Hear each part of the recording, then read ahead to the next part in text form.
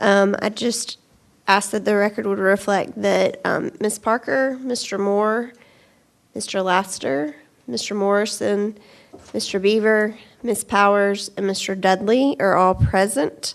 The first item we have is the adoption of the agenda. Does anyone have any additions or changes to the agenda? Motion to adopt agenda. All right, we have a motion. Do we have a second? Second from Mr. Beaver. All those in favor, say aye. Any opposed? All right, the agenda is adopted. In addition, you should also have a copy of the minutes from the last meeting. Are there any changes to those minutes? Do we have a motion to approve those minutes? Motion from Ms. Powers, second from Mr. Beaver. All those in favor, say aye. Aye. Any opposed? All right, the minutes from the last meeting have been adopted. Our first item of business will be testing, policy 4.800.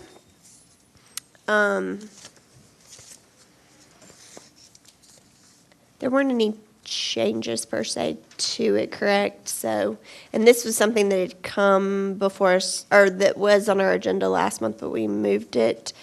Was there anything from central office that you wanted to change on 4.8?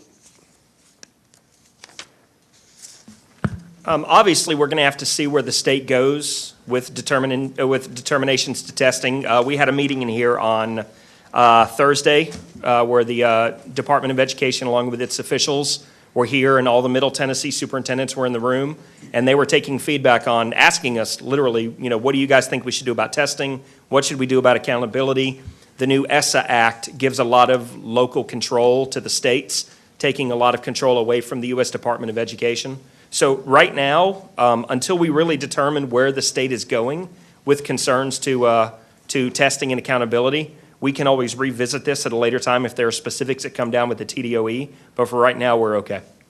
Okay. And another thing I was thinking is, I know Mr. Bates, he said he had a trial, so he might be a little bit late, but this might be something too that from an academic committee standpoint that, they may want to look at as far as what exactly reporting wise they, develop that. And I guess with our scorecards, that's probably the main thing that we have. What's going to happen is as the TDOE is gathering input from around the state, they're going to come out with our new standards and accountability. And if any of them come into conflict with this policy, we'll definitely bring it up for later discussion. All right. Is there anything from any of the board members, having heard from Dr. Marzak regarding this policy? Any changes? Hearing none, do we just want to mark this as reviewed and we can move on to the next one? Our next policy is the policy 5.701, which is the substitute teachers policy. And in your packet, you should have a copy of our existing policy, but also a copy of, I think, what TSBA had recommended as well. So I'll open the floor up for any kind of discussion on the substitute teachers policy.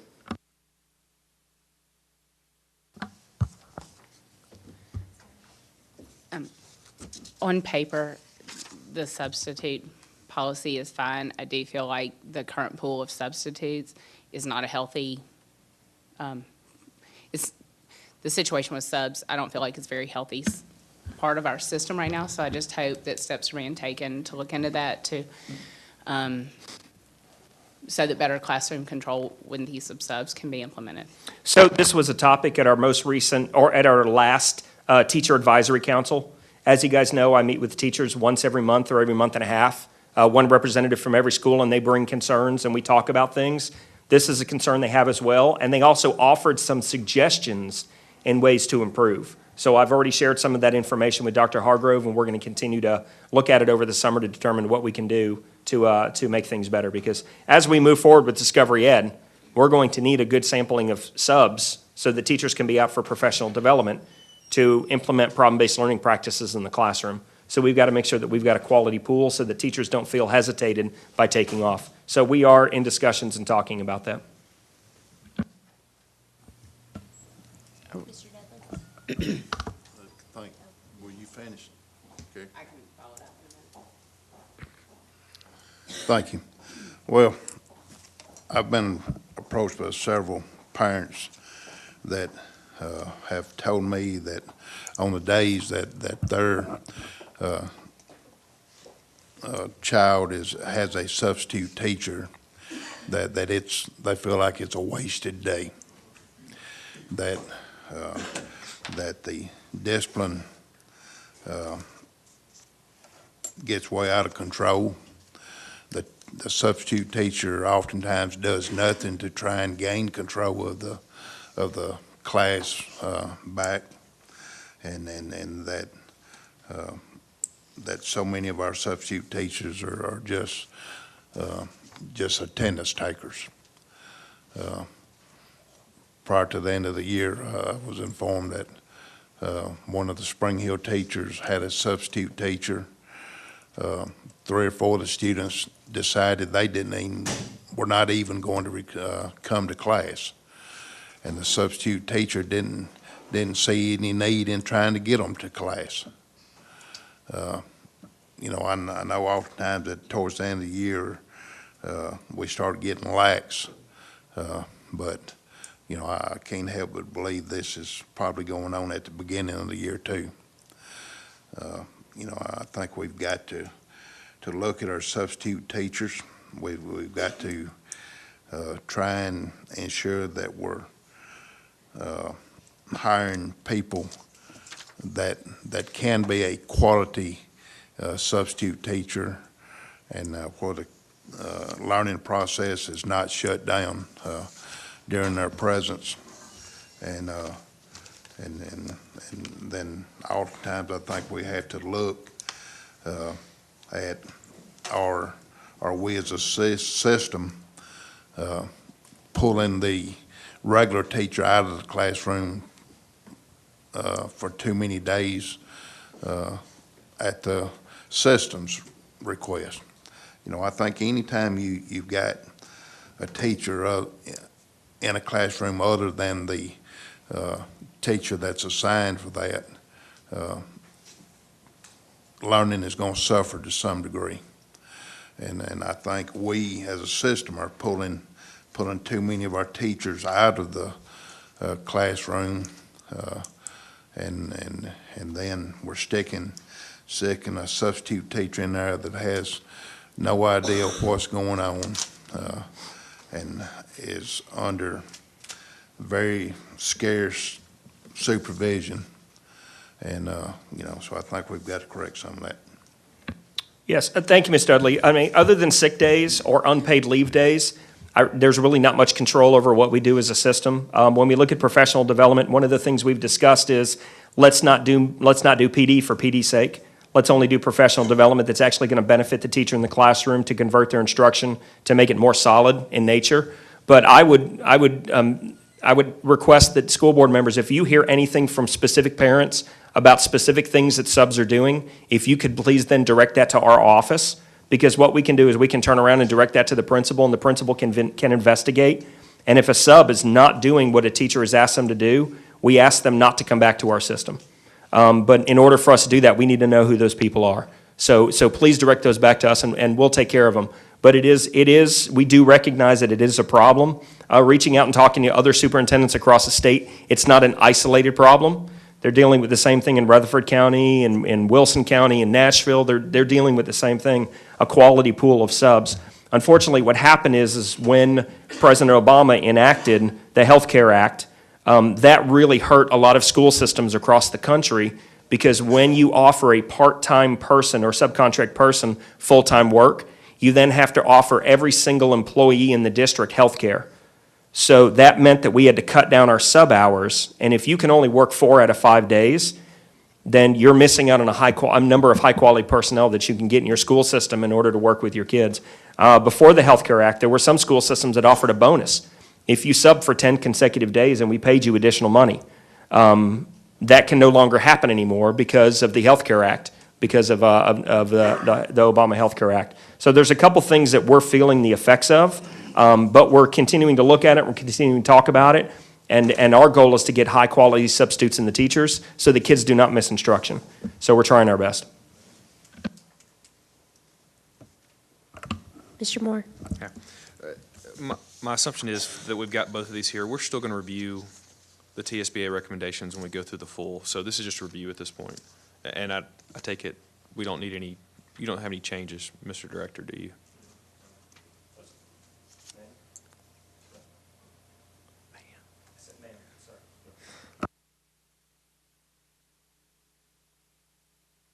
I mean, I think we can consider the TSBA if we want to just look at it, or if you want to look at it at a later time. Okay. Then, since there were no recommended changes at this point from central office with regards to substitute teachers policy, and our current policy does actually have a provision in there for looking at the quality of our substitutes at the end of the year. So that is a process that we should already be undergoing. Ms. Powers? Can I clarify? You just said if we know of a specific instance, we should contact central office and then you all will contact the principal? Because I think that's a different protocol than what I would typically. Yeah, if a parent reaches out to you with a specific concern about something that's happened at a school, even talking about subs, forward that on to my office, and then I'll get it to the principal or whoever it needs to be to investigate, and we'll follow up on. Okay. And at one time, we had talked about changing the pay scale for subs to try to encourage more certified teachers. Where are we with that? We've looked at that, and we've looked at bumping it up for certified from 66 to 80. With our budget, that's about as high as we can go, but we are definitely looking at that Okay. for this next coming school year. Well, and as feedback from a parent who sits on this board, I appreciate that you are opening the doors for communication. You're getting feedback from the teachers and that you're communicating with the principals, because I have seen truly egregious things with subs in this system. And when I follow the reasonable protocol, nothing changed at all. So I really appreciate that the conversations are taking place and that you're supporting principals to make some of these changes. So- Another thing we're talking about is about what happens when a sub doesn't show up and a class has to be split. We're discussing the possibility of taking that sub pay and splitting amongst the teachers that have to take the additional students, because that would have been sub pay that would have incurred that day, and those teachers are having to take on extra responsibilities with students that they hadn't originally planned for, and so our goal is to compensate you accordingly.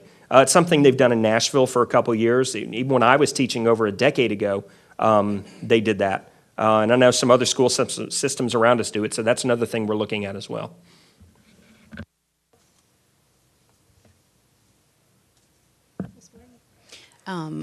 Being on the sick bank leave with Amanda and a couple other, Mr. Pennings and several people from central office, I think our opinions are what they are. They are opinions. I think that, we have to consider the fact that there's a difference in the thought process of being absent at this point. I know when I was in school, I could name you off the people that were the subs. We had Miss McPeak, we had, I could name them because people just were not out as much. Now people take the opportunity to take off when they accumulate those hours. And so we've got to kind of look at that too. I think as a system, we have to understand that people are thinking differently as an educator now. And maybe if we could encourage people to use those, days wisely, and if there are issues, as you've stated, the parents and everybody needs to be understanding that we're a changing system and we're trying to provide the best care. If everybody would be on board with addressing those issues and turning them over to the people that can make a difference and can address the problems. If you have some issues, your child has come home and has explained some things to you that weren't right, we can get on it immediately and make some changes. But I think to think that people are not going to be off is not going to happen. It's a different thought process at this point.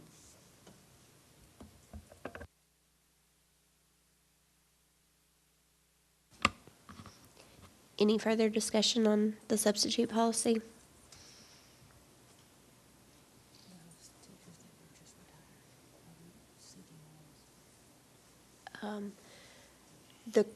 question that Ms. Martin just asked me was, if we were seeking to get some of those retired teachers that we just recognized back in our system as substitutes. Well, actually, we're looking at some of those retired teachers for our 18 RTI coaching positions for the district. So that's what we're looking at. Some of the teachers had even floated the ideas of full-time subs in our schools. That was something that we did in Nashville in about 2007, 2008, where based on the size of your school, you had a sub that was in your building all day long. And if there wasn't a teacher out, which was rare, then they helped out in the office, or they helped out in the cafeteria, or they did other duties. That comes with a cost associated with it, but it's something that we could definitely explore and look at down the road. I think that would be a great opportunity, and that would be that quality substitute that you're looking for, somebody that's familiar with the structure, familiar with the systems, familiar with the classrooms, and the students would also be familiar with them. So if they are at home and don't want to be at home every day, they can always come back. Right, and can I interject with that? We currently have 241 active subs, and 48 of those are our retirees. Every single retiree, the last thing I say to them before they walk out the door after they fill that paperwork is I give them the option of coming back to sub, coming back to do interims, that sort of thing. So they are all definitely encouraged, and a lot of those have said yes, that's what they want to do. So hopefully we'll get a pool from those this year. Well, seeing no other discussion on the current substitute policy, we can just mark that as reviewed and wait to review the TSBA recommendations at a later date when we're going through those. And we'll move on to our next policy, which is the Code of Behavior and Discipline. We have our policy that currently exists, which is about 21 pages, and then we have TSBA's recommendation, which is 1 page. So kind of a drastic contrast. And then in addition, Dr. Killen has been gracious enough to add some suggested language as well to our current policy. I guess before we get into maybe some of the details of what he had said, I would just open it up to the board as to what their thoughts are with regards to the TSBA recommendation of essentially condensing it down and delegating it to the director. And then I think a lot of the things that are in our current policy would then probably be put into more of an administrative policy handbook and could be adjusted as needed throughout the year, as opposed to having to come back through the board, if that makes sense. I'll open it up for discussion regarding that particular issue.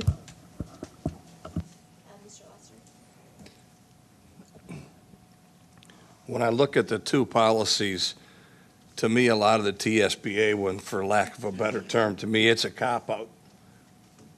Because the administration went through and they developed the code of behavior and discipline that we're using now. So it wasn't the board that sat up here and made this up. This was made up by the director and whoever they designated to help them. And you have to remember, is it nice to say, well, let's just do this and we'll turn it over to Dr. Marzak and they can all make up their stuff and they'll have it. But the nice thing about, to me, to having this in policy is, if it's in policy, it's a little bit more rigid, so when parents see this in the beginning of the year, they know this is what it's going to be till we change it, till we agree to say this is going to be different. And I think that too often, we look at, having the flexibility to make changes is good, and sometimes it's a great thing. But to me, all too often, it can be done and then people are confused about what I should do and this and that. So I like the idea of having it spelled out in policy, in a manual, where people can go in and say, here it is, here's where it's been, and go from there.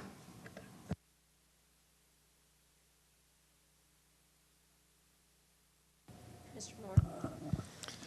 Can I toss this over to the director and ask his opinion on which place you would rather see this information? Well, kind of going back to some things we talked about in the beginning of the year, if you delegate the responsibility to the director of schools, we put administrative guidelines into place, and those administrative guidelines can be updated ad hoc. If we see something that's out of whack, that's something that we can change and we can make immediate restitution to or whatever we need to do. But if it sticks in policy, then we have to bring it back, and then there's a discussion, and then once we vote on it, then it has to go to a board meeting. So it could be a month to month and a half before you could see a change in a policy. So after what I learned with TSBA and the Superintendent's Academy, the recommendation, which you'll also get from Tammy Grissom, is the body, the school board body is there to set policy, and the director of schools is there to implement the policy. So it's really dependent up to you about how descriptive or how vague you want to be, determining really the level of trust that you have in the director of schools, not just for here in the school system, but in the state of Tennessee, flatly. So it's really up to you guys about what level of control you want to have over, or what level of governance you want to have.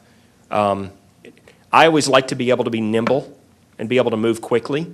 So if you want to condense it down to one page, we'll definitely enforce things as should they be enforced according to code annotated.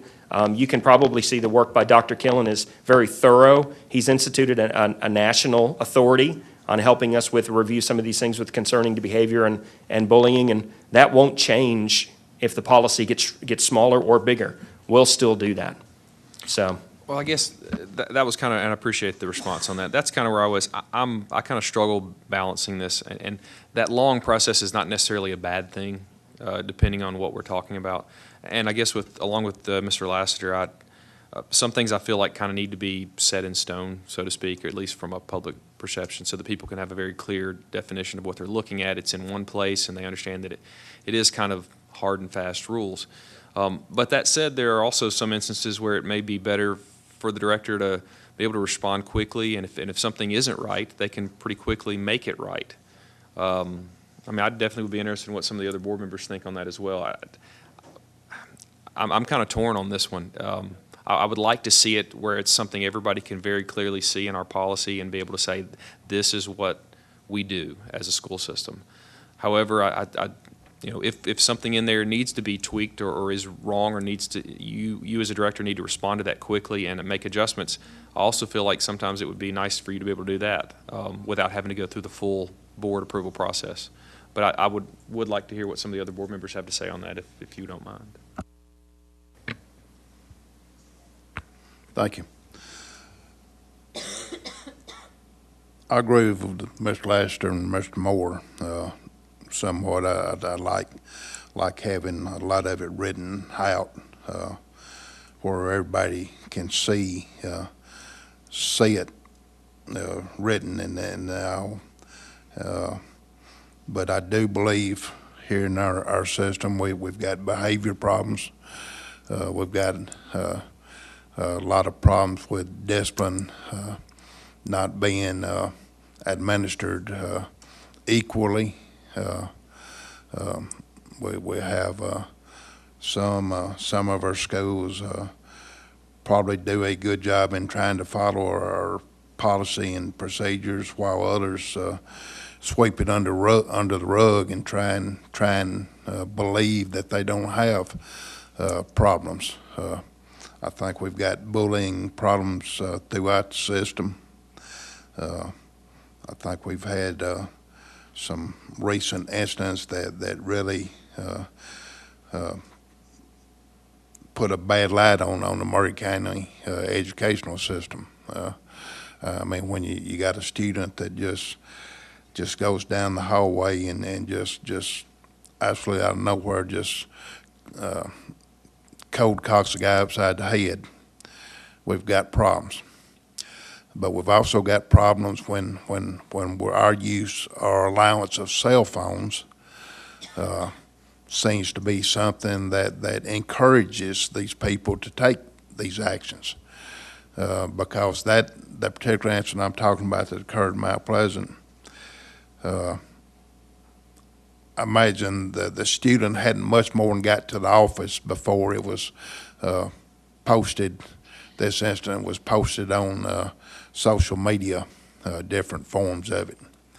And so I think the student doing the hitting was encouraged because the particular young lady made a statement basically to the point that if you're going to do it, you better do it now. So I think there'd been some pre-discussion among the student doing the bullying and the hitting and the ones doing the filming with the phone. I think we've got to correct these problems. Like I say, I understand that Mount Pleasant, we've got a lot of issues, and then the next school is Cox Middle School. I think those are the ones that have been brought to my attention the most, but I'm not naive enough to not believe that we've got discipline problems all through our system, and we've got to get control of them. And when a student, we give him a chance to make changes, but if a student is not going to make the changes and stop the bullying and everything, then we need to have him here in this alternative school. And we've also got to find ways of getting the parents involved. We should be calling the student as well as the parents into some meetings. And if the parents refuse to cooperate, then we need to try and see what our options are as far as getting their involvement. I think we've got truancy problems. I think it was pointed out last month that I think it was 30% of our students miss an unusually high number of days. We've got to try and figure out why students are not in the classroom. And if the parents don't want to get them there, I think we need to look at the court system, see if we can get some help there.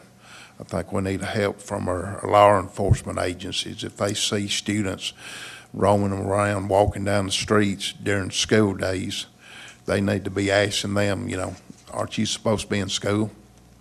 And, I'm sure the sheriff will look at it and try and help us all he can, but I think all these problems tie together. A student missing school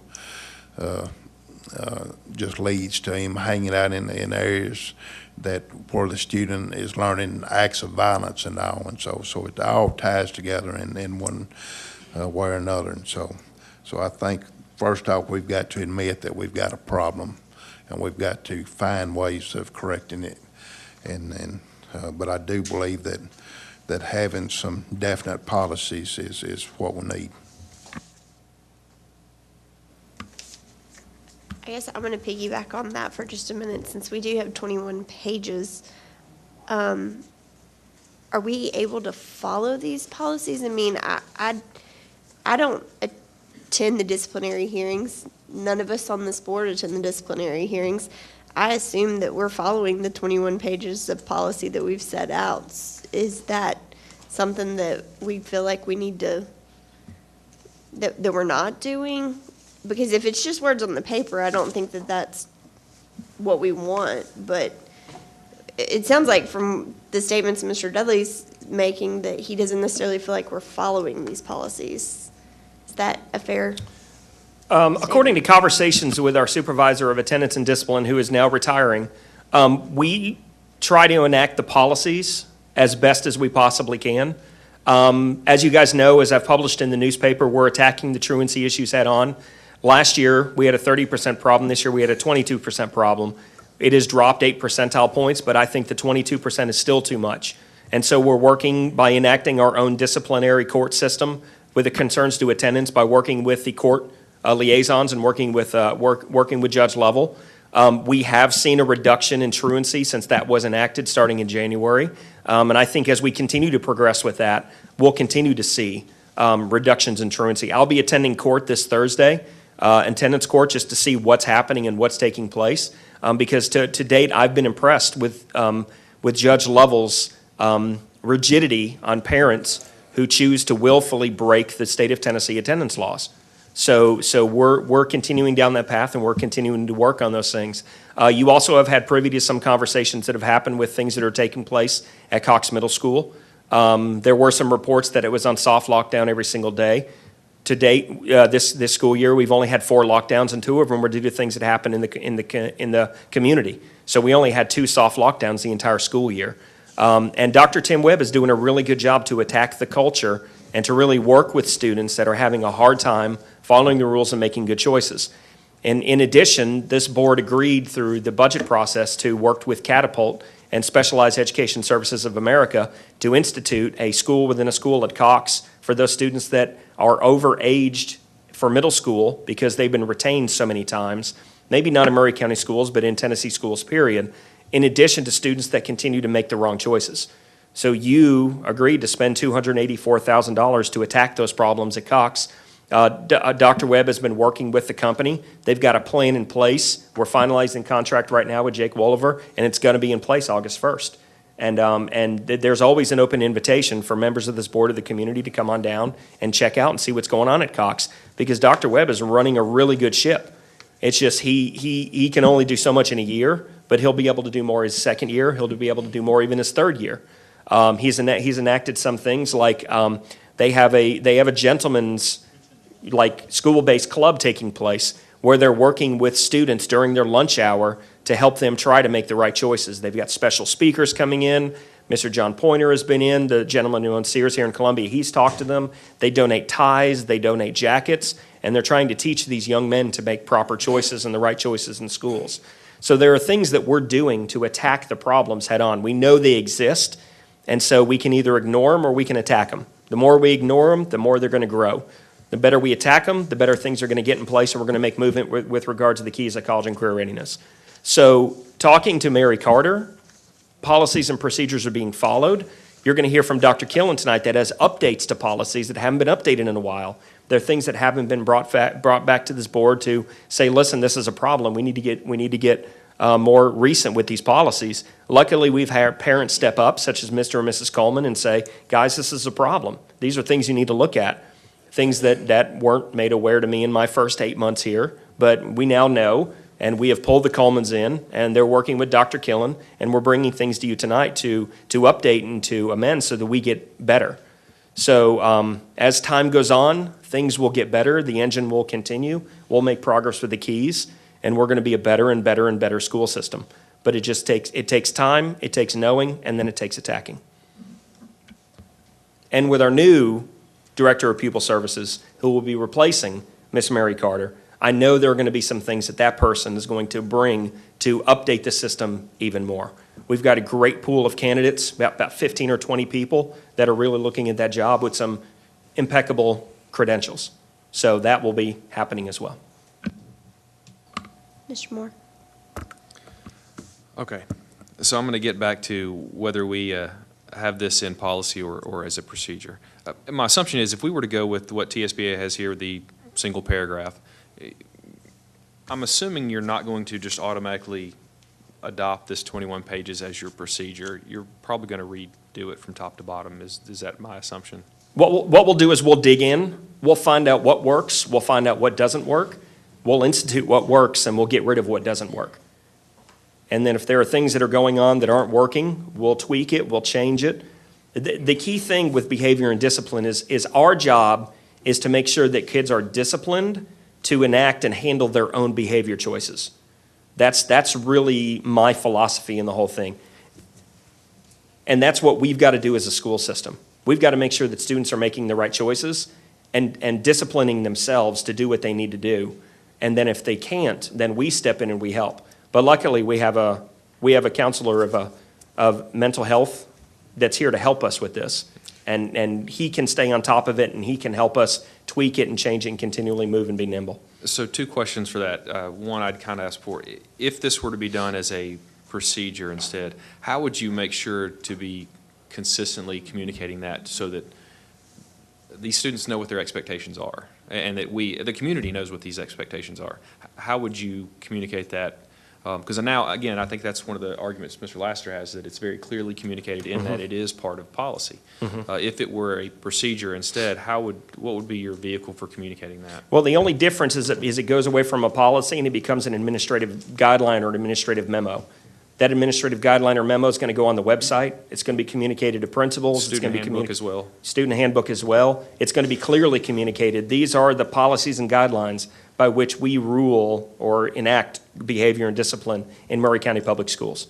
So my second question on that then is, being that we would be in essence handing that over to the central office to handle that, I guess as a board member, what kind of communication or input would we have moving forward on that? What we can do is when we're done and we've got it to a point we're ready to put it on the website, we'll bring it to you as an FYI, a piece of information. Just want to let you know this is what we were able to develop. Because I do want, I mean, while I do like having the control and having it in policy, as I look through most of these 21 pages, there's not much here that I really feel like as a board member I can have much input on. Most of this is going to be functional, how things are handled in the school itself, in the classroom, how the offenses progress. I'm just not sure as a board member what input I could give to, other than saying, bus suspension for 5 days on a bus that, misconduct, 10 days. I could tell you to change that to 4 and 9, but I don't know where I'd be coming from on that anyway. Good point. So that's, I guess, I think you answered most of my questions on that part. So I'm still not sure if you answered the one of which way you would prefer to have this, but I guess you do. You would prefer to have it as an administrative. I would, yes. Thank you. Okay, Mr. Moore asked for board members to express their opinion, so I'm going to oblige his request. And I think all of our lights should be on, but anyway, I'm gonna say this. I'll always err on the side of what the director feels like is appropriate for the school system as a whole. But I think right now with us changing in administration and doing a lot of changes, it really does put me at a place of, I'm not comfortable with things not being in black and white, well written out, and being so stern at this point to where we'll have something to fall back on. Operating in the gray right now, I don't feel like we should go. That is Joanna's opinion. I think I really feel comfortable with how we're progressing with the system right now. The positive changes that we're making, I'm seeing the progress. You've come with us with statistics. Things are lining up with the 7 keys. I think we're going to be in that direction very soon. I also am an advocate of people that are there at the school. The administrators, your people in place, should be the people that implement the forms of discipline. We should not be those people. But I think right now, as we're trying to tackle those issues of attendance, as we're trying to tackle those issues of discipline, that we may still want to have something. Now, I don't know, I'm going to retract and say I don't know if that should be a situation to where it's policy or if a situation where it's procedure, but I think what we need to do as a board is be very, very careful that we do not start to tear down what could be considered things that are etched in stone, so we'll have something to fall back on that everybody is clear on. The parents are clear on it, the students are clear on it, everybody in the community is clear on it. Nobody has to question as to what is expected of a Maury County school student. And that everybody's on board with that, because when we have problems, it's because people have become laxed, because we are not consistent. So as long as we're doing that firmly right now, and as we make those transitions, then I feel like we can, better operate it a little bit looser. Right now, I think we're at a sensitive point, and we need to make sure that we're stern with whatever we do. I am in agreement with, there are things here, 21 pages of things that, I wouldn't be able to say, add another day on bus suspension. No, I'm not going to say that I'm at a place where I would say that, but I'm saying that we really need to have some clear-cut things that everybody knows as we're transitioning into a new day in Maury County Public Schools. And if you keep the policy as it is, we'll enforce it. If you change the policy to what TSBA is and tell me to enact a discipline policy that is enforced, we'll enact a discipline policy and we'll enforce it. So whichever way the board chooses to go, we'll do it.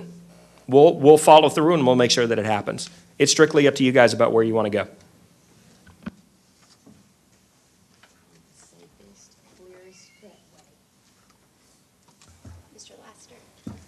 And I think it's important too to, when you look at 6.300, these are punishments, if you will, for violations that fall under other policies. In almost 10 years that I've been doing this, the only time that I remember us having a critical, we need to change this right now, let's not post it, let's just, we'll waive the rules, is when it was time to do the handbook, and at the last minute, oh, we got to get the handbook out to the printer, so, we got to make these changes. I mean, I don't remember us ever having any drastic changes to this point that couldn't wait a month or whatever. And I would hope that when we do the reviews, I mean, even though you and I don't hang out and we're not, we don't see each other every day, I know that you're the type of person that you look through this stuff and say, maybe we should tweak this a little bit. So you're talking to different people. Hey, what do you think about tweaking this?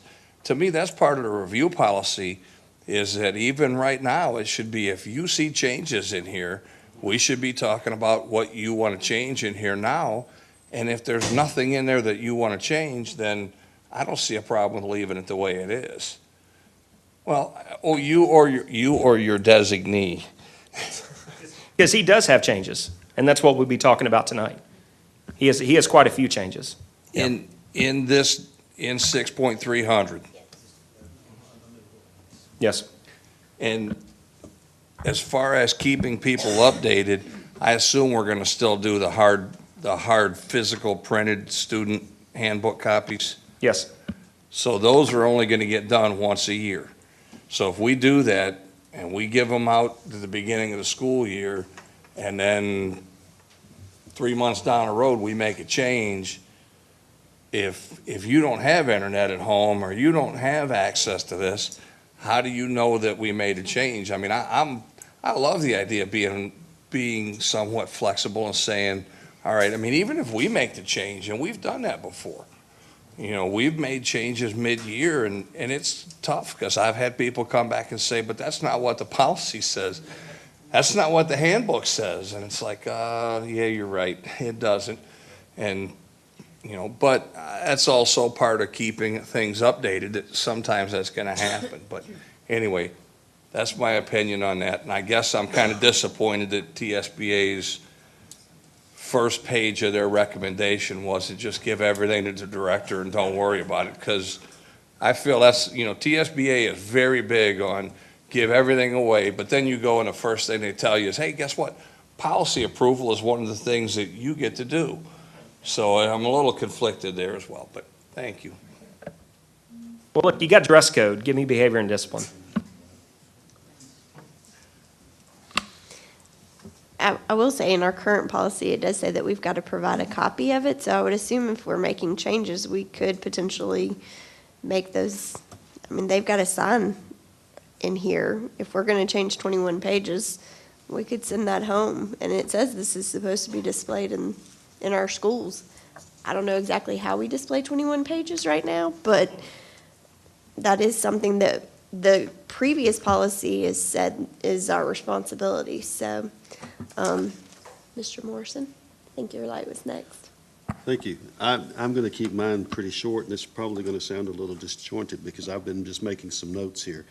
And it occurs to me several things. First of all, we're quick to say that we have problems, yet we want to keep it the same way. Kind of conflicts with moving forward, if you ask me. And we talk about handing it over to the central office. Well, we're not. We're handing it over to that man right there, which we hold responsible for everything that goes on in this community about schools. As a matter of fact, I believe that's why we hired him.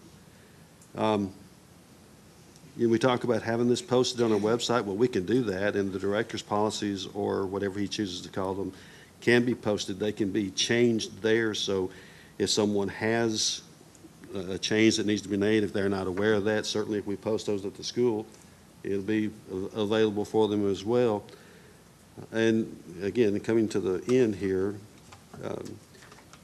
this is not the end of the world. If we give it to him today, we can take it back next week if we choose. So it's not etched in stone. And like we're due with a lot of things going on right now, we have given him a lot of leeway to improve the educational system in Murray County. And to date, he has done everything and more that I would have expected from him. And I'm going to give him the benefit of the doubt and trust him implicitly until he gives me a reason not to trust him. And you may do that tomorrow too, but I don't anticipate that. And I would be perfectly fine to reduce our policy manual by 20 pages and make it a one-pager. Thanks.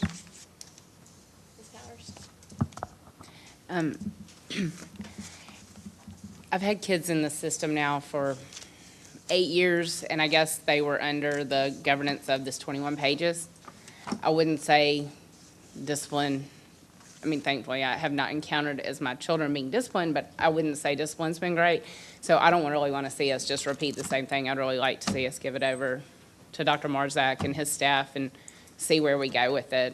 I think he's definitely done a lot to show himself very credible to what he says, and he says he's going to attack it. So that is my feeling on this matter. Mr. Moore? Okay. I'm reading through the documents we had, and I guess we're kind of getting into the next line item by going over to Mr. Kelly. I apologize for that, but I think it's all kind of mixed in together. Looking at the 6.300 that you edited, I believe, I know it's significantly reduced in length. Does it still cover everything that was in this 21 pages? It doesn't seem like it does. Or is that just a portion of it? Yeah, for the 6.300, I mainly focused on just the bullying for that Okay. part. Yeah, I did not address every single thing on there. So I just this whole thing that you have from me is on Perfect. bullying. Okay, Yeah. that answers the question. Good. So I guess the director on that, my thing would be, if we were to say to you, let's hand it over to you, do you have procedures already drawn up and ready to go? Well, what we can do is, within the week, look at what other school systems have for their administrative guidelines with concern to behavior and discipline. But then we'd also do is we'd pull in principals, we'd pull in central office people, we'd try to snag a couple parents, maybe even some high school students to say, hey, give us some feedback here. What do you think about this? And then we take that feedback and we would craft up a code of behavior and discipline that we would then enact before the school year begins. That would be customized to Murray County Public Schools. That could mimic this document close, or it could be a little bit different, or it could be drastically different. So that's what would happen next.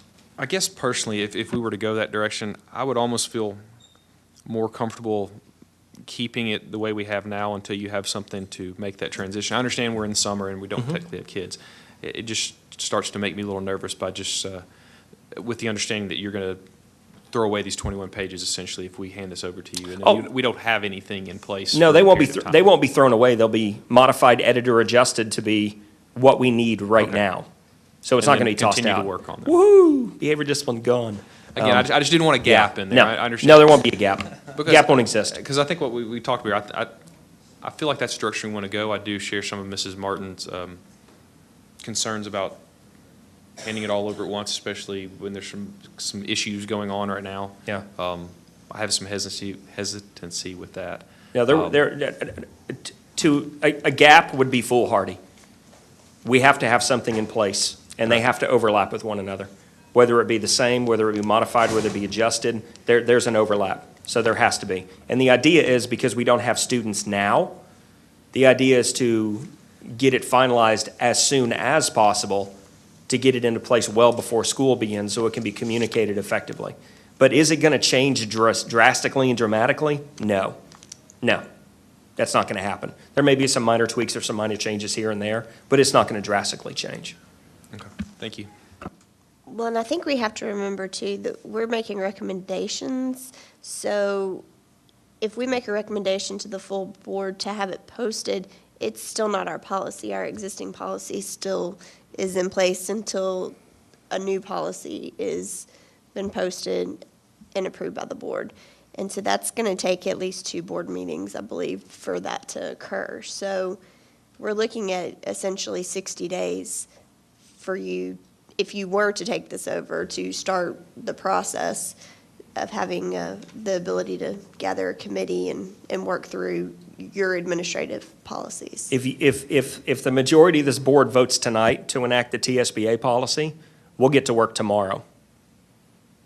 And then when the policy's finally done, ours will be ready to plop over and be ready to rock and roll. There will be no gap.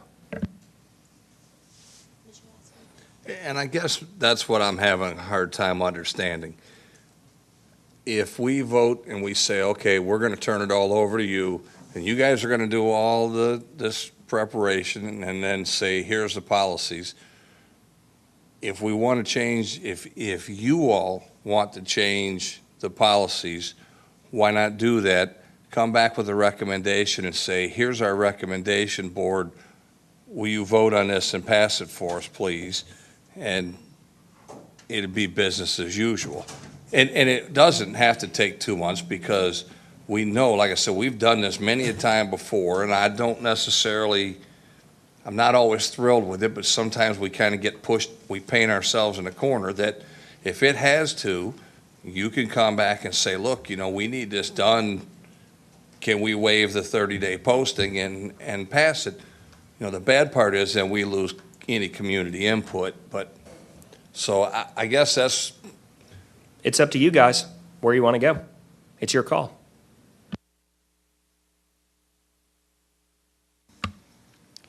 I'm going to take this opportunity to let Dr. Killen at least go through his portion of 6.3, the recommendations that he was making with regards to bullying, and kind of go through that explanation with us. So I think we can have an idea of at least the first step of how this process might potentially work at central office.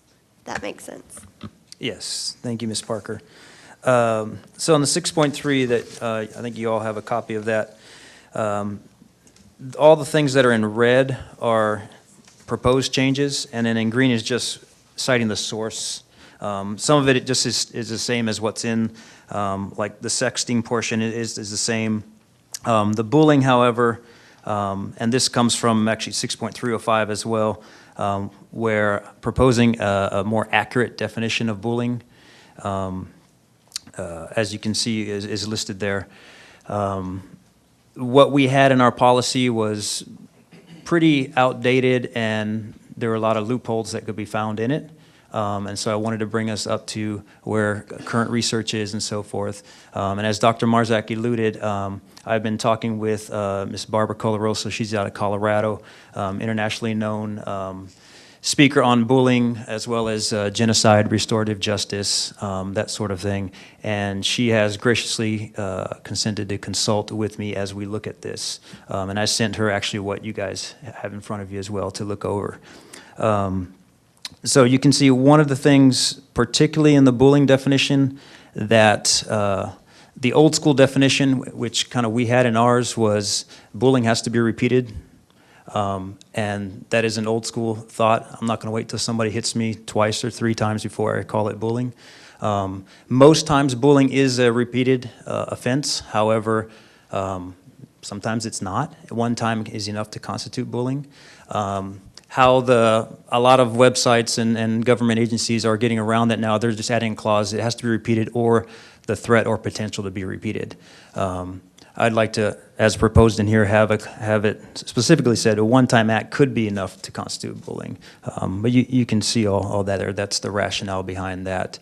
And that is a more current thought on defining bullying and what actually it is. And it is all about the imbalance of power and that sort of thing. And so that's what's there with the definition. That definition is the same one that occurs again in 6.305. So whatever we decide on what you want that definition to be, it should be the same in both of those. As you go through the actual discipline plan, as I said, I just focused on the bullying per se. The only thing I added in the initial paragraph was just the and or use of discretion for the principal or assistant principal. We want them to follow specific guidelines. However, realistically, they know their students. This is not a clause where they can just make up what they want, but there are sometimes mitigating circumstances that the media doesn't report or we never hear about, but they know the students, and so we need to empower them as well with their school building. If you look at just the heading just before you get to the offenses, we've got harassment, intimidation, bullying, and or the support of these acts towards others, and it's elaborated more in the 6.305. Because right, as we had it right now, we just had consequences for the person who was doing the bullying. However, the more current thought on addressing this and combating bullying in schools is also to get at the active supporters and those people who are posting it online, those people who are cheering it on, talking about it later, that sort of thing. So if you are furthering the act of bullying, there should be responsibility as well in that act. So my proposed thing is we had 4 offenses, or 4 consequences basically listed out, 4 chances, so to speak.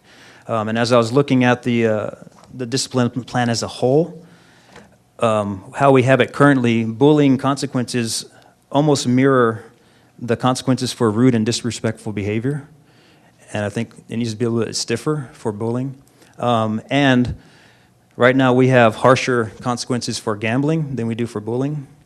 And so I think that's an area that needs to be addressed. And that's why I propose that we have the first offense with counseling, conference, and/or parent contact. Second offense is the one-day in-school alternative setting and a parent conference. And then just the third offense is suspend and/or refer to disciplinary hearing. And that's basically the same for the different levels, the elementary, secondary. The alternative is a little bit different because they have the verbiage in there about their point system that they have with the alternative school, but it's basically the same that you can see there. But that's a little bit of the rationale behind the proposed changes. Again, just looking at the bullying portion. And just to kind of expand on a little bit, 2 weeks ago I talked with the counselors. How long ago was that? A week and a half? So Dr. Killen had me come and talk with the school counselors here in this room. He had them all from the entire district. And one of the conversations we had was lessening some of the administrative responsibilities that counselors have had to take on and allowing them more time to work with students. And so that's one of the areas that he's advocating for. We have students that are coming into crisis throughout the course of the day, but because the assistant principal has to, or the assistant principal, because the counselor has to do this administrative paperwork or be a test coordinator or a litany of other things, they're tied up and they can't see children, which is really the reason why we have counselors. So that's another area that we're looking at to see who could take on some of those administrative responsibilities so the counselors could be free to deal with more issues that we see popping up throughout our system with relation to counseling and mental health. So that's another add-on piece that we're talking about as well. Yeah, and as far as the resources that I've had when I looked through this and all those portions in red they decided to change, those sources come from, again, our original policy, the Tennessee Board of Education Bullying and Harassment Guide. I had some parental input, again, from Ms. Barbara Colaroso out of Colorado. My own personal experience of teaching as a counselor of 10 years. And then also, our professional development days we had at the end of May, I did a 2-hour presentation for our counselors and psychologists on the bullying. And afterwards, we looked at our policies and I had them break into groups and kind of mark it up and make their suggestions. So all of that input goes into what you see in front of you right now.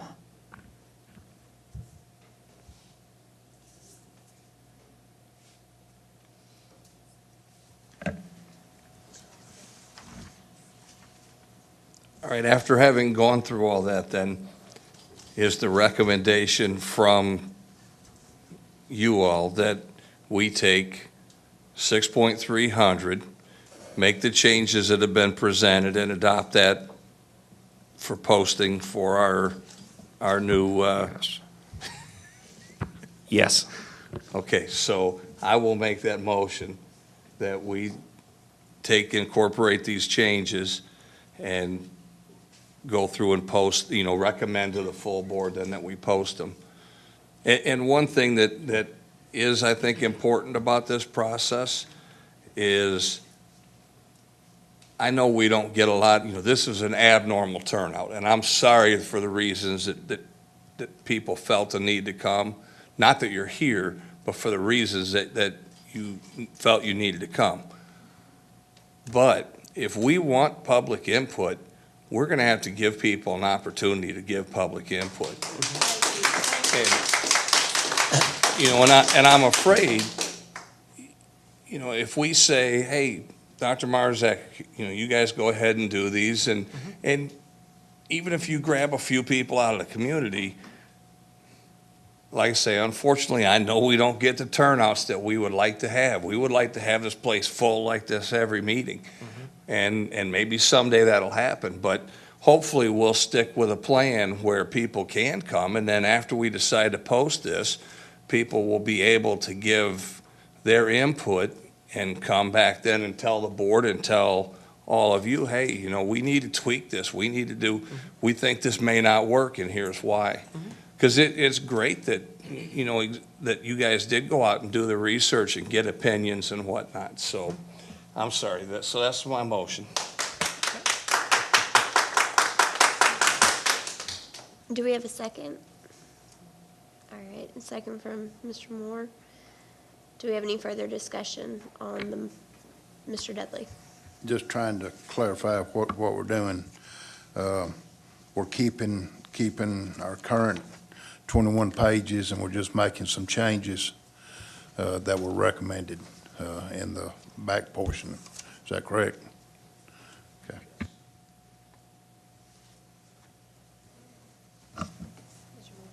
Since we're still discussing, I would assume, well, I won't assume, Mr. Director, if you would like to see this done as a procedure and not a policy, I think it would probably be best if at some point a completed document will be able to brought to us where you could say, this is what we would like to take out of policy and put this into procedure. And then I think people may have a little more comfort level with being able to see what's being moved out, at least to start with, rather than just, we're going to put it together and it'll be put together later and we'll have these Sure. perfect answers done over the next 6 weeks. Not a problem. Thank you, Mr. Moore, for saying exactly what I felt. What you just presented to us was what I was talking about. If we can still see what is being changed and that it is changed for the better and it's progressive for the school system, I feel like this is a clear cut, exactly what we need. So if this is going to take place, then I'm all for it. Thank you.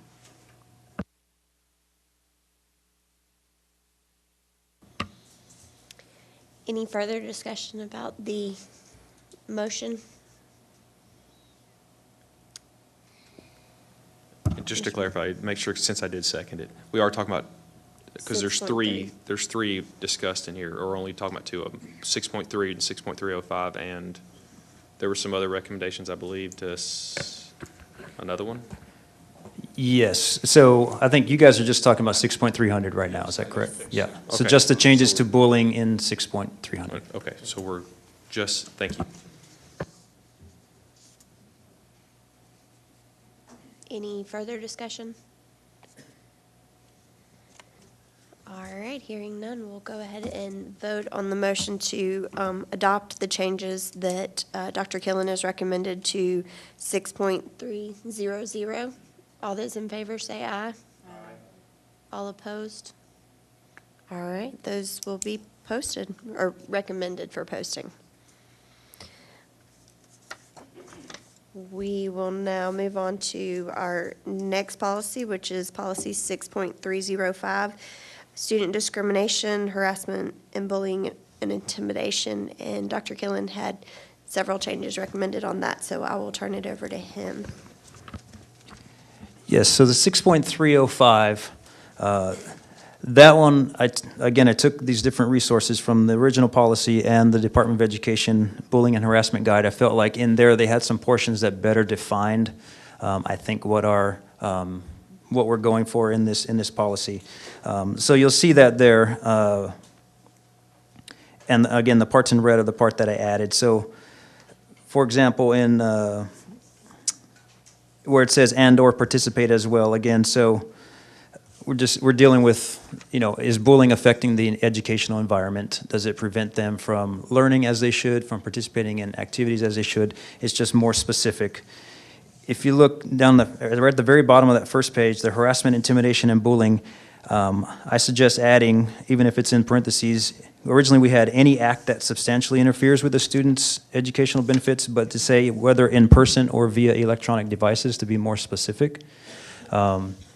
Because as we're finding, Later in here also, I had said whether this is conducted on campus or off campus, because we're finding things that happen off campus, whether at night or over the weekend, although they're not directly on our campus at that time, if it affects the educational environment when the students come back to school, then that is our business, to address what we need to in the school building.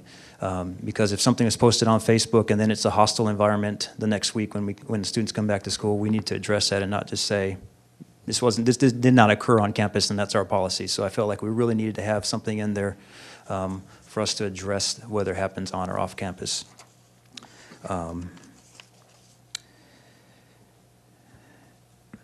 And again, going back to the definition of bullying, should be the same thing we defined in the other one. And you'll see those on there as well.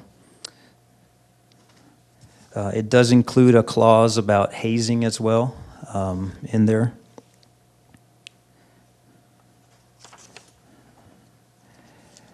And I wanted to rework our definition on cyberbullying, and this is from the Department of Education Bullying and Harassment Guide. And the way they stated it in their guide, and they had a model policy for districts, I felt it was very all-inclusive and very pertinent and current data. So you'll see that definition there to update and revise our current definition of cyberbullying. I did take the liberty of restructuring some of this as well. And a portion on here that the Department of Education had, which I thought was excellent, is a section on what is not bullying. Because as we know, that is a hot topic word, and somebody can just throw that word out and everybody perks up. So we need to clarify what is and what is not bullying. And so, again, taken off of our definition of bullying, it is a deliberate act. It is a power differential. It is not merely pure conflict. And again, from Barbara Colarosa, she preaches heavy on this. We don't deal with bullying the same way we do with conflict resolution, because there's a power differential. You don't get the two kids in the same room because there is that power differential. And so we handle it in different ways. And so we want to know a mere pure conflict is not bullying. So we need to lay that out, as well as teasing. She goes through this long list, and I had to retrain myself in how I taught my kids as a school counselor, because I used to teach, and the old school thing was teasing is bad, don't tease. And then I'd go in the hallway and I'd joke around with them and teasing them all day. And I realized I'm telling them not to tease, but I'm teasing them. And teasing truly is a social building. We build friendships through teasing when we're comfortable. If you define it in the proper way, teasing is where everybody's having fun. But if I do cross the line, I apologize, it's not my intention. Taunting, on the other hand, we need to teach the actual verbiage to our students, to our teachers, so everybody's on the same page. Because it is confusing when I say don't tease, but then I'm teasing Dr. Marzek and I tease each other all the time. So that would be bullying under old school definitions. We really need to clarify what is and what is not bullying, and that was one of them.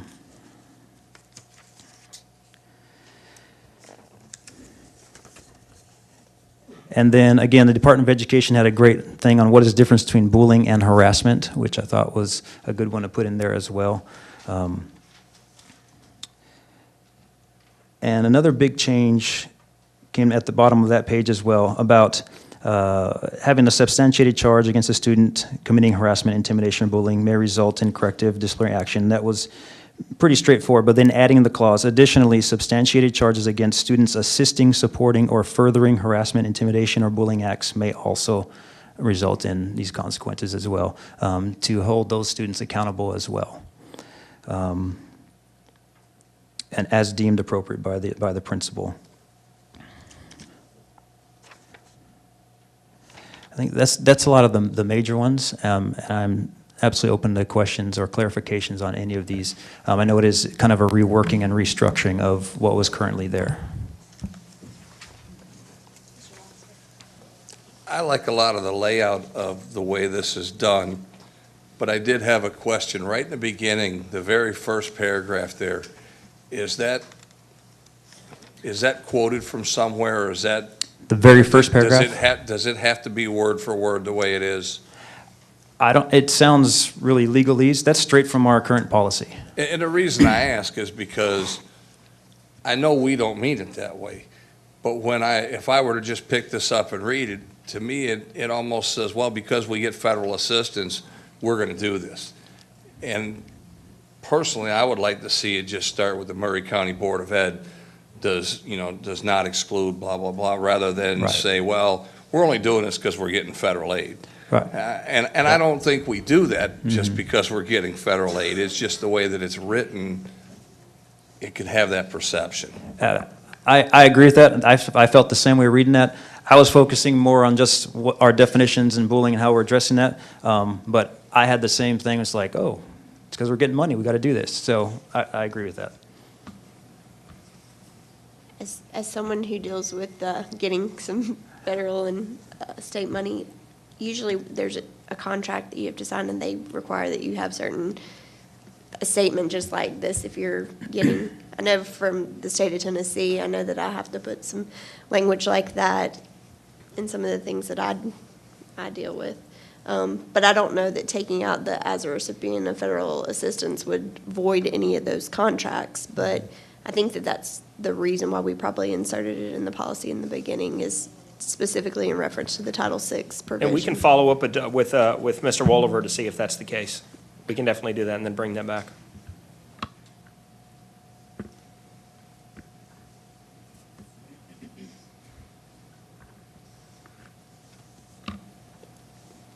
Anything further? Oh, Mr. Moore. Oh, I'm sorry, I didn't see you, Jim. Mr. Morrison, sorry. It doesn't matter. Go ahead, Mr. Okay, I'll be brief for once. Dr. Killen, I really appreciate the language you brought to us on this. I think a lot of time and effort went into this, and I personally appreciate, I was a little nervous when we were getting this document. I didn't know what to expect. I really think the definition side of this is both what bullying is and is not is very helpful to really kind of understand what we're talking about here. So I would appreciate the work that went into it. I know you worked on this and had other people work on this and a lot of help, but I appreciate that. And whoever else helped, please thank them as well. My assumption with this is you would like us to adopt these changes similar to what we did with the .300. Is that what the These are my motion would proposed like? changes for 6.305. Okay. Yeah. And the only thing with along with Mr. Laster, from a functional standpoint, it would be kind of nice to lead into this document in a way other than a government disclaimer. I think it's kind Agreed. of, it's got some good information in there. If I were a parent reading through this, I may kind of glance at that first paragraph and glaze over and ignore the rest of it. And I think there's some good stuff that most of our parents probably ought to read in here, and the kids ought to read. So maybe if we could figure out a way to reformat where it gets people to want to read this and understand what we're talking about here and understand what these things are, rather than just dismiss the fact that there's 2 paragraphs of disclaimers at the beginning of it. Absolutely.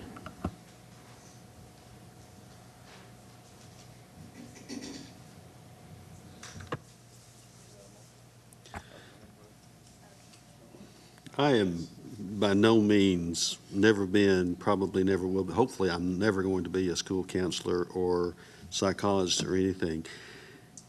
So help me understand, and when you talk under hostile environment, you specifically say performed on or off campus. How do we, as the school board of Murray County, affect what happens off of our premises, not on our time?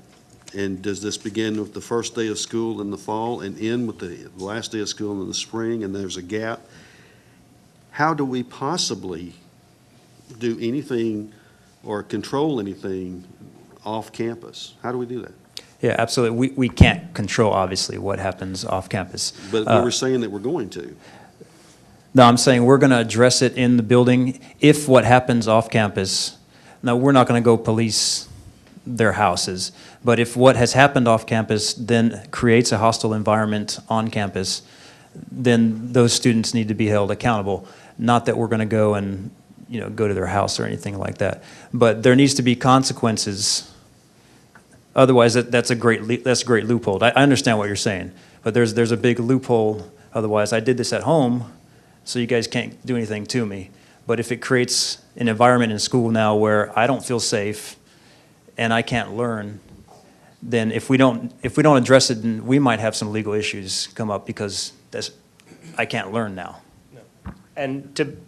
We already do this to a degree.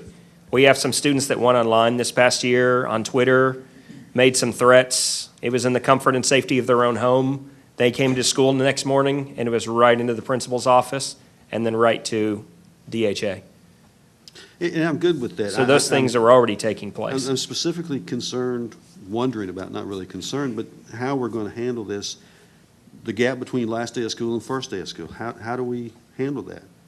Are we going to monitor Twitter, or are we going to monitor Facebook to make sure that student A is not affected by something that happens the second day out of school when they come back? How do we do this? Well, luckily, what's happened at this point is students have offered up information freely to say, hey, this happened. You guys need to know about this. You need to be aware of this. So luckily, to this point, it's already been offered up. Has everything been offered up? There are some things I'm sure that took place over the weekend that we have no earthly idea took place. But did it impact school the next day? To the best of our knowledge, no. But we are trying to be aware of things that are taking place. Dr. Killen is currently working with the assistant principal, Eric Hughes, at Mount Pleasant High School to work with an app called Stop It, where students can anonymously report bullying and intimidation and harassment issues without fear of retribution or reprisal. So he's working on things to make sure that we get better and more nimble at making sure that we're addressing issues that could impact education the next day. Okay, thank you. Sorry, I got there before you did. I know you're.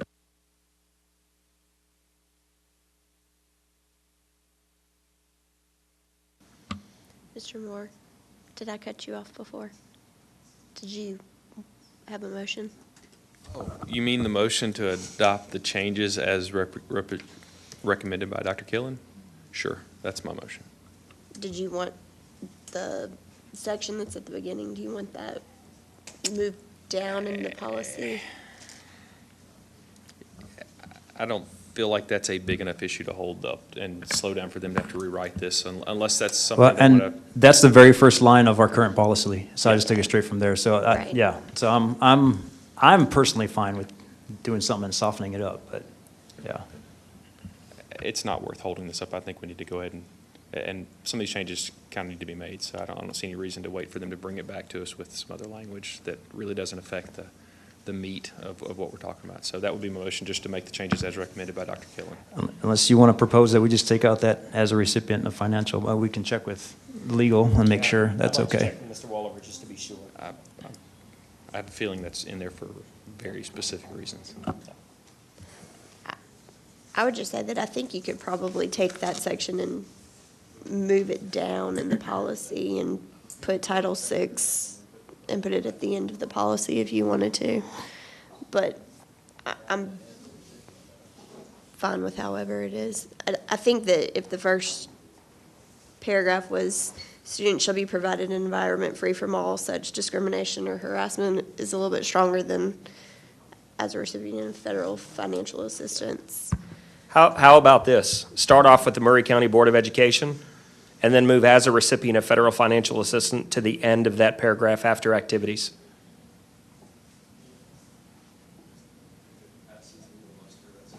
So with which the board arranges to carry out its programs and activities as a recipient of federal financial assistance.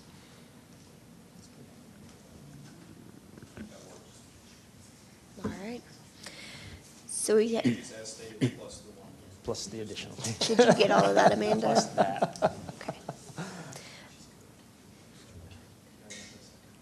All right, we have a motion and a second from Mr. Lassiter. Any further discussion of this policy? All those in favor, say aye. All those opposed? All right, this policy passes. I know the next item on our agenda is to adjourn. I know that we have a lot of folks here who, we don't normally necessarily have public delegation, but we definitely appreciate the, everyone being here. I would like to suggest that we take a break and maybe consider allocating some time for people to address the board for a certain amount of time. I would make that motion. Mr. Dudley? I'd like to just ask a question before we get completely carried away by an issue that was brought up last month. What was found out about our policy? What does our policy allow us to do if students refuse to take tests? And then have we done any research to figure out how we're going to handle that? I think that's on the testing policy, which is on the agenda. Again, it's a procedure, but I'm not sure they're doing it on school-wide. When we met with the school directors in the Department of Ed, they just had a statement that said students shall not opt out of assessments. But that's all they said. There's no repercussions, there's no anything. They're just saying you can't opt out, kids. And then that was it.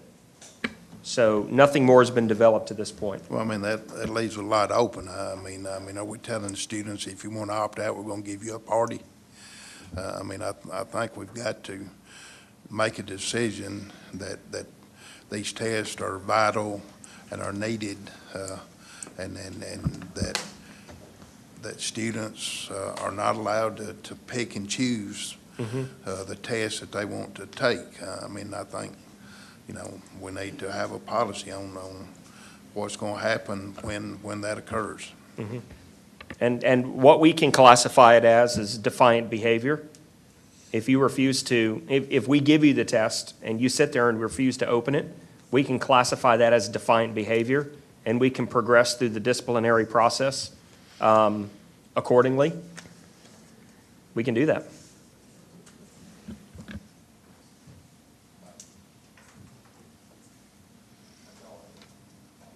Mr. Moore?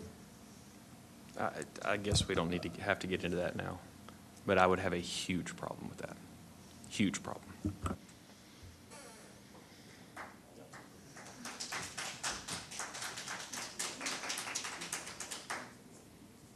Well, we do have a motion and a second with regards to opening the floor up to a public delegation.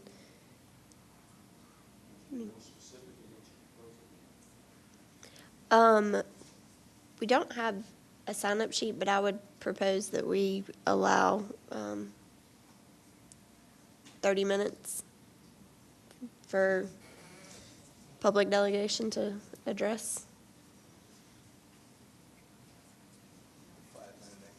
At 5-minute increments.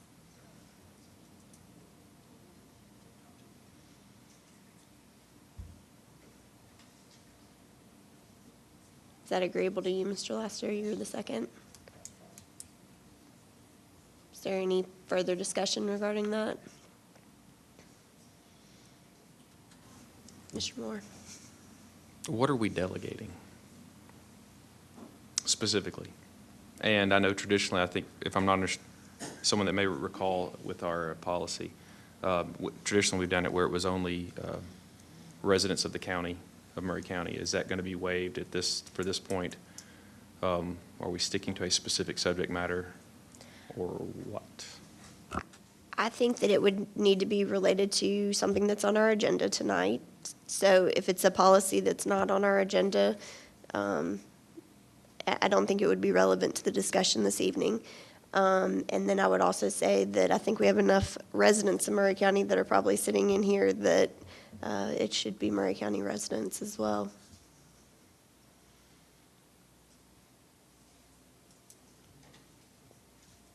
Any objections? Mr. Morrison?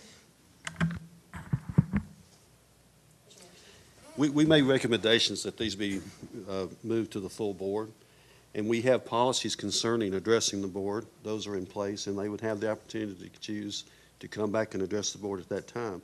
So because we have policies and we don't have a policy about addressing committee meetings, I would not support this meeting, or this motion, rather.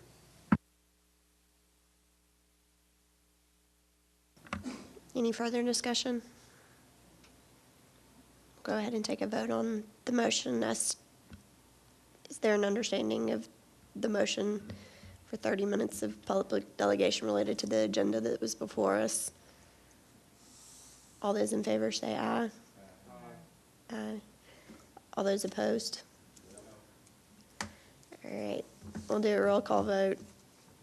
Aye. Ms. Martin? Aye. Mr. Moore? Mr. Lassiter? Mr. Morrison? Mr. Beaver? Ms. Powers? Mr. Dudley? All right, so we have 5-3. That proceed out of this, that would pass. Let's take a 5-minute break, and then we'll allow for public delegation.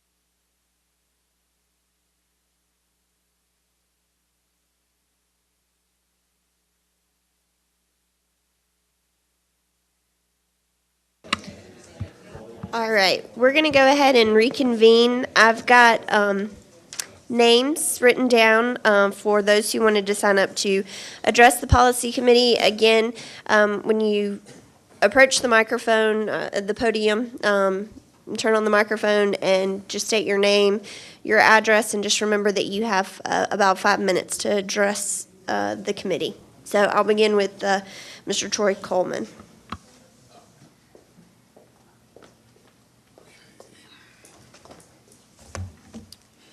Good evening. Thank you for your time. Some of the things that I think are important for us to address, we made some notes, and one of the things that we'd like to make sure that, address, 919 Sam Johnson Road, Columbia, Tennessee, 38401. Troy Coleman is my name. Several things that we had an idea about are having a biannual review of the bullying and intimidation policy, which would provide the Board of Education an opportunity to regularly assess the effectiveness of this policy and its implementation, as well as the certainty and fairness of policy enforcement by the disciplinary hearing authority. So another suggestion is that when the aggressor becomes a repeat offender by 2 or more aggressive episodes within a defined period of time, that student should be placed in a behavioral unit in an alternative learning environment. And there should be a behavioral change plan developed by the Maury County Public Schools and completed by the student prior to being allowed to return to a regular learning environment. The student should be regularly monitored for their progress. Other things that we thought would be important would be that the target of the bullying and intimidation should be evaluated as well to assess how they cope with the bullying and intimidation episodes. And after the assessment, provide options for appropriate treatment and support services and have them be made available to that student. We think there should be an assembly at the beginning of each school year that would allow all students and staff to know about what's going on with the bullying and intimidation policy, and also any consequences that would be handed out by the disciplinary hearing authority. This assembly would be used to augment the official handbook or whatever policies and procedures you have in place that's given out. And we say that it would be good to have the assembly because from what we've found out and observed, a lot of times parents and students may not be reading it because maybe the language is a little too legalistic and things of that nature. And sometimes, as a student, they may not want to read it because it's just not something they really want to read. An annual, we also suggest there would be an annual anonymous 360 review or a self-assessment of Maury County Public Schools to allow teachers and staff to offer constructive feedback without any fear of reprisals. And we stress constructive feedback to make sure that everybody kind of knows where they stand and to help move forward in a positive fashion. We also suggested that there would be a system-wide evaluation of the correlation between bullying and truancy. I know earlier there was the mention of truancy being an issue here within our school system. We think that it would be a good idea to also find out why the students are being truant. Sometimes they are being truant because they are just wanting to skip school. Other times, as have been relayed in other instances, the students have indicated they were truant because perhaps they, in past issues, they were truant because they were being picked on and bullied, and they didn't want to go to school because they didn't want to have to deal with it there. And also offering some training for the SROs and staff on recognizing bullying and intimidation behaviors and helping to identify the needs of the students that are targeted by the aggressor, and again, also making sure that there are some policies or something put in place to help the aggressive student.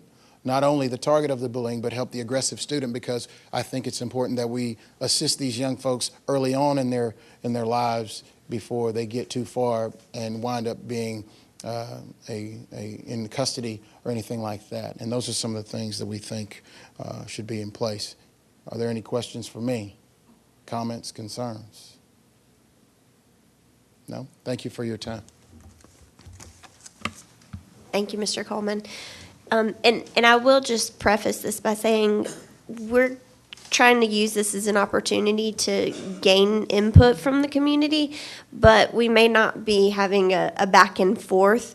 But just know that we are listening to what you're saying, and we just appreciate this opportunity for y'all to share your thoughts and your opinions with us.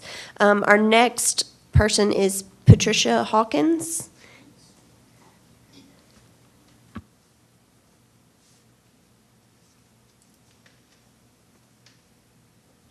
Good afternoon. I appreciate the opportunity of being able to come as an educator, taxpayer, citizen here in the community. I just want you to know I appreciate what you're doing, and I think the greatest thing you can do is to allow the community to come in and have inputs in the decisions that are being made for our kids, and I appreciate that. Ms. Hawkins, can you tell us your address? 1701 Jamie Drive. Thank you. I, on several of the statements, being on the inside for almost 15 years, been in education for 43 years, just want you to know I am committed. Teaching is what I do. It's what I've done all my life. And it's like it's my calling. Just want to talk about the substitute teacher situation. It is a major problem. But the biggest problem we have with substitute teacher is the fact that administrators are calling in friends and family members instead of calling in people who can manage the classroom. That's one of the problems that I've observed. Some of the people who are really good are not called enough, and some of the ones who cannot handle the kids, I seem to see them sometime more often. And you're saying how I know, because as I walk the hall and I hear noise and can look, and I can see it's a substitute in the room and not the teacher. But some of the problems stem from the fact that teachers are not managing the class. And I'm not putting my coworkers down because I think we all do a great job, but I just think some need professional development in the area of management. And I think administrators have to deal with this and realize that the teacher needs help and try to provide any assistance that can be necessary. On the policy is very important. Perhaps parents are not reading the policy handbook because they feel that they are not a part of it. I've worked in places with, like I said, 43 years, retired from Alabama, where we've had committee on policy where we include students and parents and teachers, and we work together on the plan, and therefore the community parents feel a part of the policy change that are being made. No policy should be changed just because a parent called upset about a dress code and policy change within a few months. There's a reason there was a dress code, and that should be taken into consideration. It teaches discipline. You have to have on belt, organization, structure, and as far as I'm concerned, it worked. It was great. On that policy, once again, policy should be distributed, maybe advertised. There's a meeting on policy change, encourage the community to take a part in it, and the staff encourage them to take a part of it. Now, policy is no good if you're not going to enforce it. I don't care what policy you have. If you don't properly enforce it, it is no good. This handbook here is administrative guideline, administrative code of conduct. When I lost my job, teachers were given a copy of this, and I'm not going into that because that's not my purpose for being up here. But if the teachers and the staff had been aware of the guideline, some of the embarrassing things that took place could have been avoided. And my thing is, policies are no good unless we buy into it and understand it, and they are fairly enforced. Checking to make sure I have. Bullying is truly an issue. I did, at my school, I was in charge of doing the sensitive training for the students there at Highland Park. And bullying is being mean to someone just because you can. It could be a fat person being called fat by a skinny person. It could be a white kid calling a black kid, or a black kid calling a white kid. It could be an administrator over a teacher simply because they are in charge and they're the supervisor. So all of that has to be taken into consideration. Cyberbullying, writing things about students that are not true, and having that student upset, having a miserable day at school is reality. So it stems back to being at school and proper communication.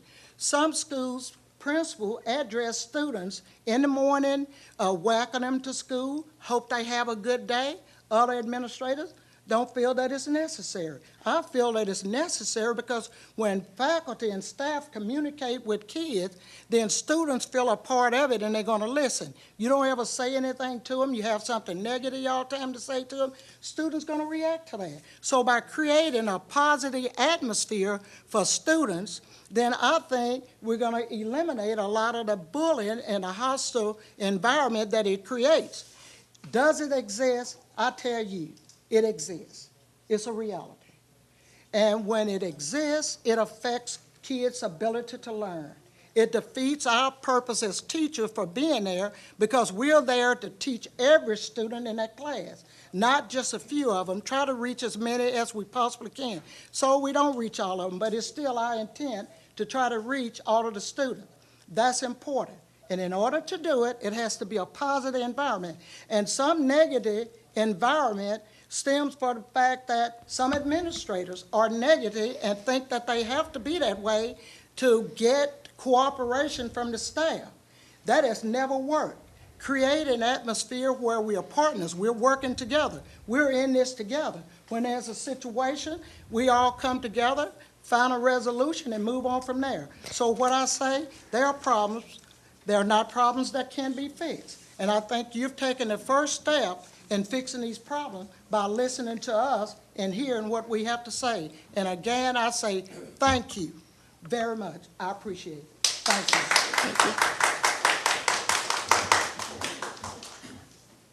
All right, our next speaker is Miss Katrina Donaldson. And I'll just say, to try to be fair on the time, I will raise my hand when you have 1 minute left, if that way we can try to keep everyone, so that we can hear from everyone. Thanks. I don't have much to say, but the first thing I want to say is I've been to many meetings. I've never seen you all take a vote where somebody couldn't speak. I was here for the Islamic.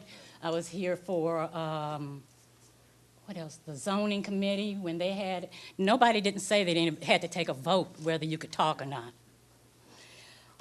You talked about Title VI. An entity can violate Title VI in a variety of ways, including disparate treatment,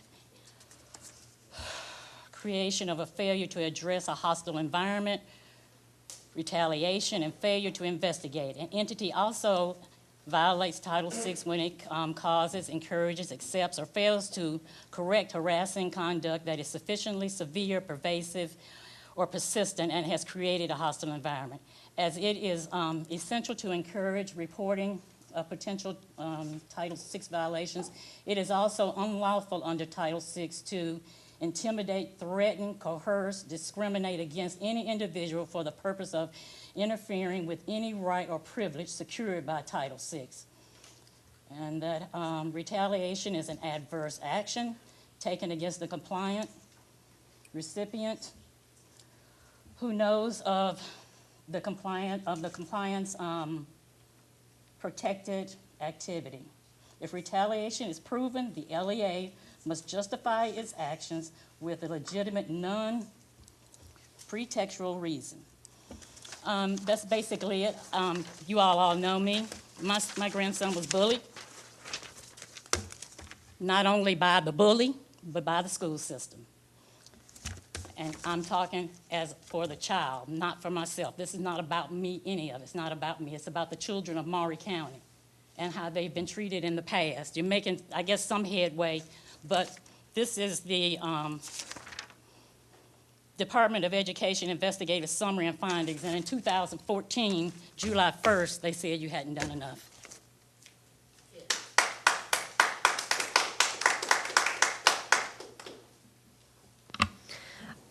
All right, the next speaker that is signed up is Mr. Mike Cannon. And again, if you will, please state your name and your address at the beginning. All right, thank you. My name is Mike Cannon. My address is actually 403 Brentwood Point, though I do work in Murray County, so I don't know if that disqualifies me from speaking. Is that okay with everybody? Okay. Well, there's one thing that I want to briefly touch on, and it's the issue of climate of fear amongst teachers. So as you probably noticed, our organization, SOCM, Statewide Organizing for Community Empowerment, held a little rally outside to get people together and talk about some of the issues that we've been concerned about, some of which have been covered by Ms. Hawkins and Ms. Donaldson. Bullying, the lack of a clear, good, systematic policy to deal with bullying and discipline in the classroom. But we had a number of private conversations with teachers here in Murray County trying to do outreach to get them involved in this event, and they were incredibly afraid of showing their faces at any event where people would be expressing grievances about the school system, disagreements with policy, et cetera. And that, to me, is a problem. And it's not just a problem in Murray County. I'm not just picking on Murray County here.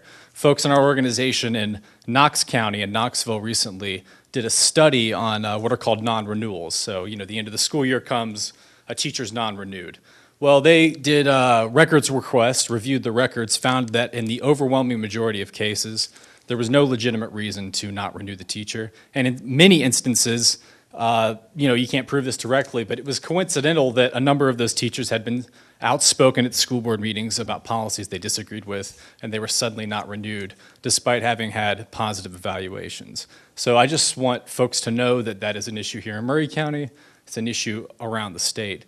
And in regards to standardized testing, I think we all agree it's important that our kids have to be evaluated on what they've learned in the classroom. But as we saw with the recent fiasco with the Tennessee Ready test, the state level, I think most of y'all are aware of that. It was a total disaster. It was implemented poorly. A lot of these tests, studies have been done that demonstrate that these tests do not measure educational proficiency in any meaningful way. Multiple choice tests are increasingly taking up more and more of classroom time, which is displacing the kind of legitimate education, classical liberal arts education, critical thinking, reading, art, music, et cetera. And this is not just Murray County. This is a national trend that's been going on. So I just wanted to express that, and I think the school board members in Murray County should know that you have a lot of teachers who are really afraid of their jobs if they come out to a school board meeting or elsewhere and say, hey, I think, we're not hiring enough minority teachers. I think these policies are being undermined. And again, not just Murray County. At the state level, they took away collective bargaining rights from teachers, so they have fewer protections. We just need to be aware that teachers are scared, and when people are scared and nervous and apprehensive, they're not going to be at their best. They're not going to be at 100% in the classroom. So just wanted to share those thoughts. Thank you very much for your time.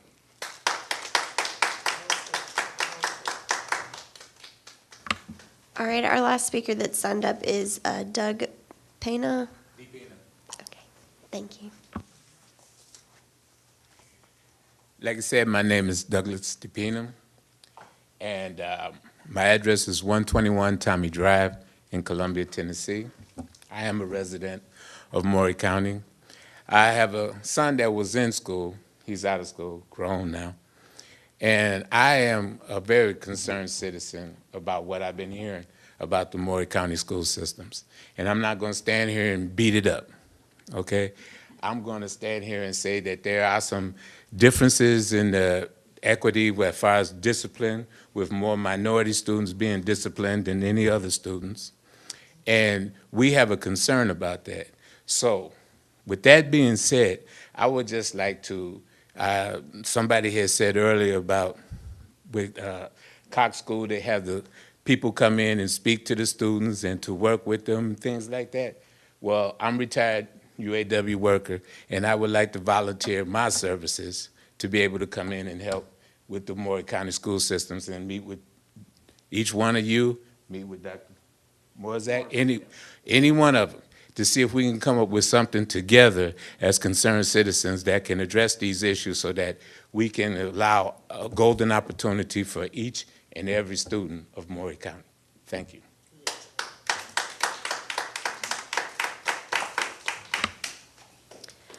All right, that was the last speaker that was listed. Oh, sorry.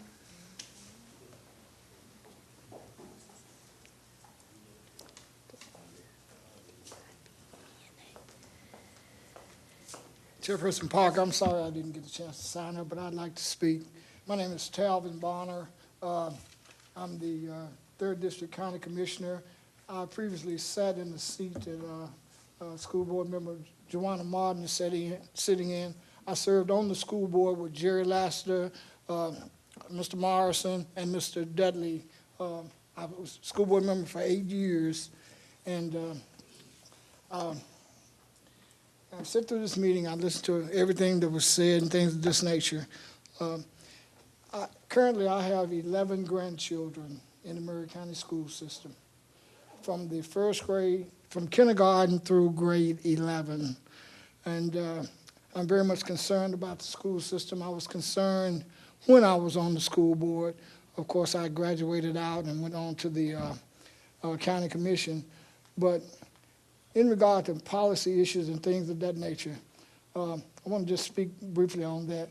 I think that a lot of the deliberation that you all have in regard to policy matters would have some clearer resolution if you would allow community members to sit in on those policy discussions and things of this nature to bring a different perspective in regard to how you formulate policies and things of that nature.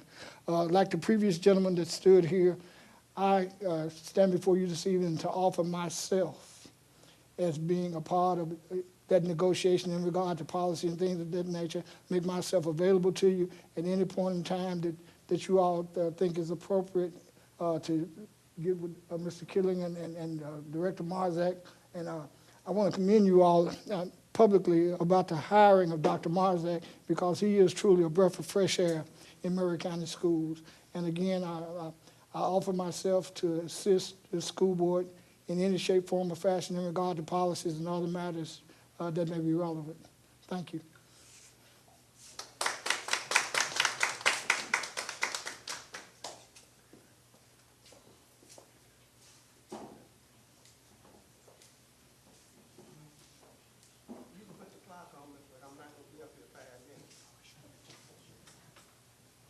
I'd like to say good evening to everybody. I am Jocelyn Johns at 504 Valley Road, Mount Pleasant. I am a substitute teacher. I've been substituting for the school system since 2007. And I would like to say this about us substitute teachers. You was talking about some substitutes are just wasting time and all. Not all of us. That's right. Not all of us. But my problem is, I don't have problem with the students. When I go into the classroom, I let them know I'm not the one. Now, you treat me with respect, I'll give you respect. But the problem I have is this new set of teachers that you have hired. They do not want to recognize us substitute teachers. And I can give you an example. Just one, but it's several. At Hampshire Unit School, I love them to death. The kids down there respect me as Mrs. Johns. I had 3 faculty members to come in the classroom one day when I was there. They did not recognize me. They gave the students permission to go to the office. And I'm getting ready to call the roll. I had one cafeteria worker come in to let the students know what they had in their account for them to use up before school was out. Then said, Miss John, excuse me, may I take this time to check to see and let them know what they have in their account? I just stood there and looked at them. And when it was all said and done, I says, why did you give them permission to go to the office? I am in charge today, and I am responsible for every student that's in this room. And if one get hurt going down the hall or whatever, Mr. Doug or them will be looking at me. Okay? I told the lady in the cafeteria, would you please address me to let me know why you are in here interrupting my class. Okay, another episode, a teacher came in the room, and I have this policy. I do not particularly care for students putting their feet all in the chairs, all on the table. Well, Miss So-and-so let us do that. I'm not Miss So-and-so, I'm Miss Johns, okay? I said, do you do this at home? Yes, ma'am. I said, but this is not home. I said, Murray County is getting ready to spend billions of dollars to put a school in Murray County where everybody can be proud of, and you go sit up here and destroy the furniture. One teacher come in and put her foot up in the chair. I said, ma'am, why is it that you have your feet in the chair? She says, Miss So-and-so now doesn't say anything about me putting my feet in the chair. I said, I'm not Miss So-and-so. I address the students to take care of everything that's in the classroom. And I would appreciate if you would do the same. So I say all of that to say this.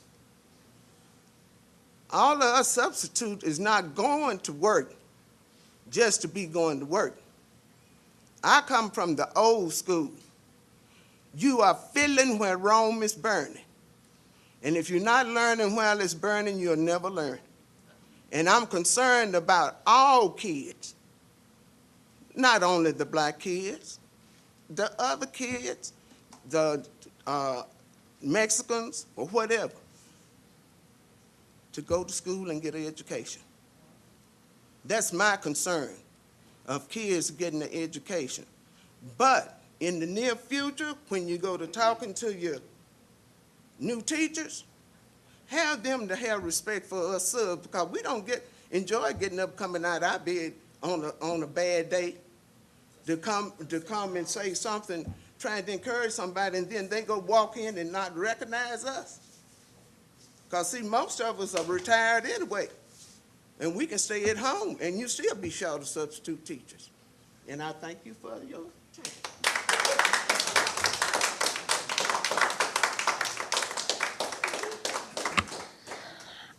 All right, I think that's everyone that's been listed, and again, we appreciate everyone coming to this committee meeting. Our committee meetings are always open, and please, we have a new website that I think Ms. Powers may talk about in our next meeting, but please check that regularly for our meeting schedule and for the agendas, and we certainly welcome the feedback that y'all have given us this evening. With Mr. Moore? All right, we have a motion to adjourn. Do we have a second? All right, all those in favor say aye.